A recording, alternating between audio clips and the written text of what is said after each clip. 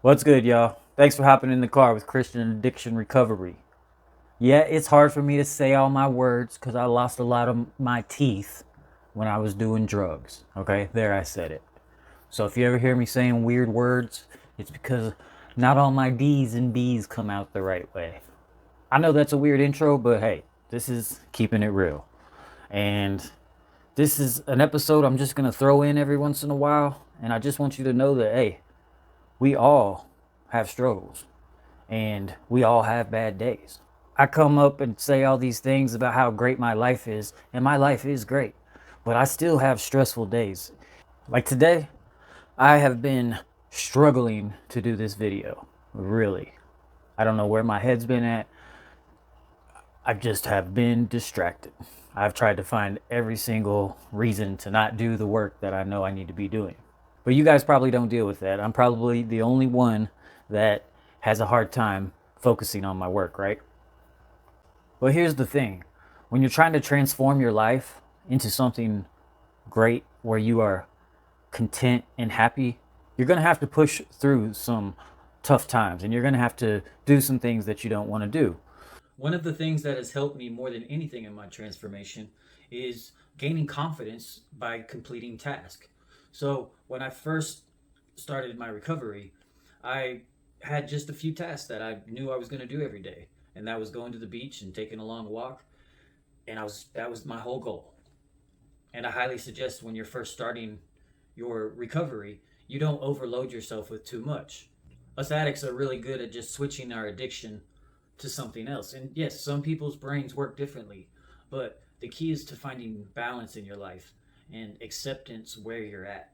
So, setting these small goals is going to build your confidence, but you have to be careful because when you start gaining that confidence, you start thinking, hey, I got this.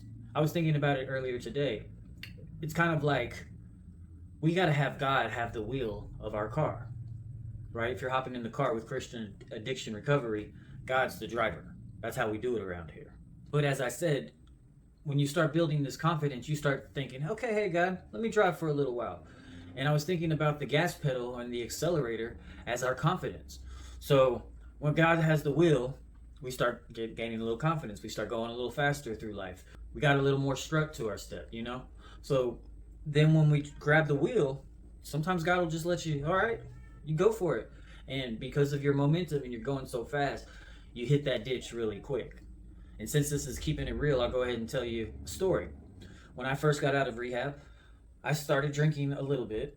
I didn't go to rehab for being an alcoholic. I went there for being a drug addict.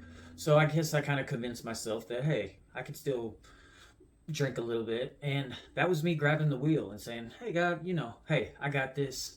I'll do what I want. After a few times, I started letting my confidence get away from me and putting my confidence in my own understanding and thought that I could handle more drinking than I should.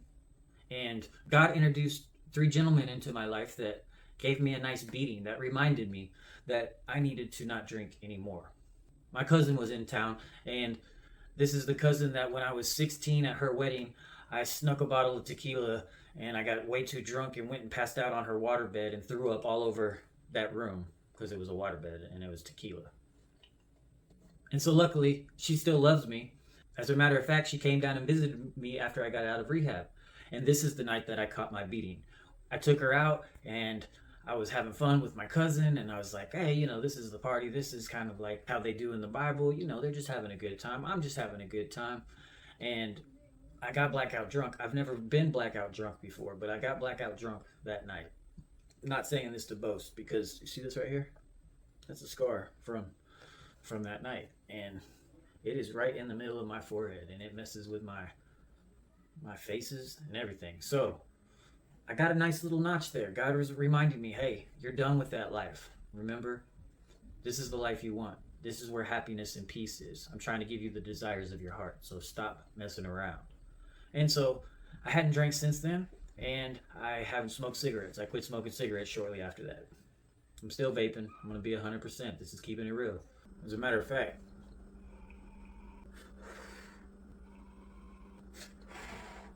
don't judge. Don't judge. That's one of the next dragons to go, I promise. Down the road. God gave me a notch another time also.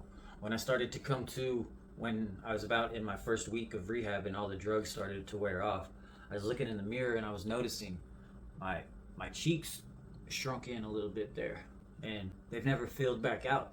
And it reminds me every time I look in that mirror that I'm only here by the grace of God. Every single day is a gift. Every single breath is a gift. And I'm taking advantage of it. I'm living my life the way I'm supposed to. I'm pursuing God, and that's bringing me so much joy and peace in my life. And I'm telling you, hang around. If you can just catch 10% of what I'm dishing out, it's going to change your life. I promise. It's not that I'm so smart and I've got it all figured out, but God has taken me from hell, and He's not only delivered me to health, but He's given me a purpose. And I know that I'm not more special than you.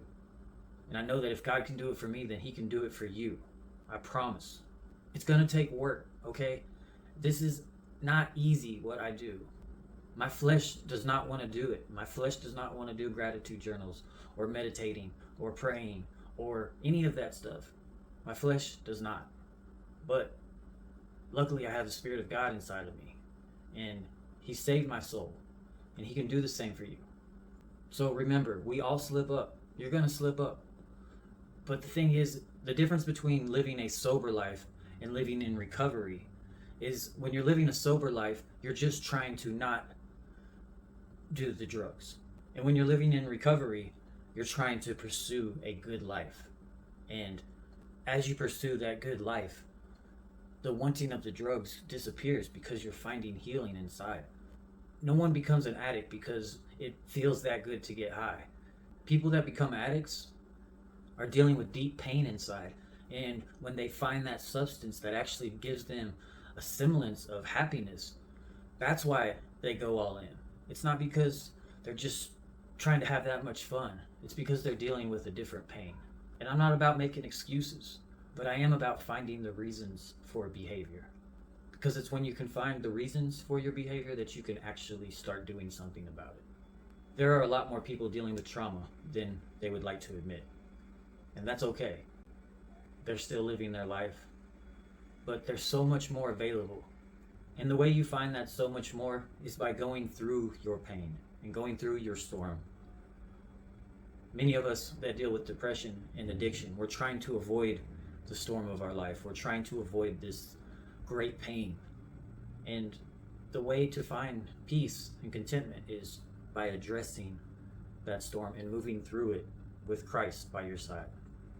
Mental health has been so incredible, and it's changed my life. But without the Holy Spirit of Christ that saved my life, none of anything would be, I would not be here. You would not be hearing these words. And if you're hearing these words, God has something more for you. I get those guys like Tony Robbins that just get up and they just go, life is so good and I can't wait to tell you about it. I used to think it was just a load of stuff, quite honestly. But as I've done the work and as I've pursued mental health and established these practices in my everyday routine, I now get it. And the same thing that I have found, I know that you can find too. All right. So if you're not yet, subscribe to the channel. Okay. Click that little red button. All right. I want you to stick around. I want your life to be what my life is. Content. Hey, smash this video real quick. Let me know if you like the Keeping It Real episodes. Give me a dislike if you don't like the Keeping It Real episodes. All right. Hey, and comment down below. How's your week been? You been stressed? You had a rough day? But you're still here. So comment down below. I'm still here. I'm rolling tough. One or the other. Either way. Hey, and the way we do it around here, guys, I do the videos, you do the clicks, we meet right here in the middle. All right? I'll catch y'all next time. Peace.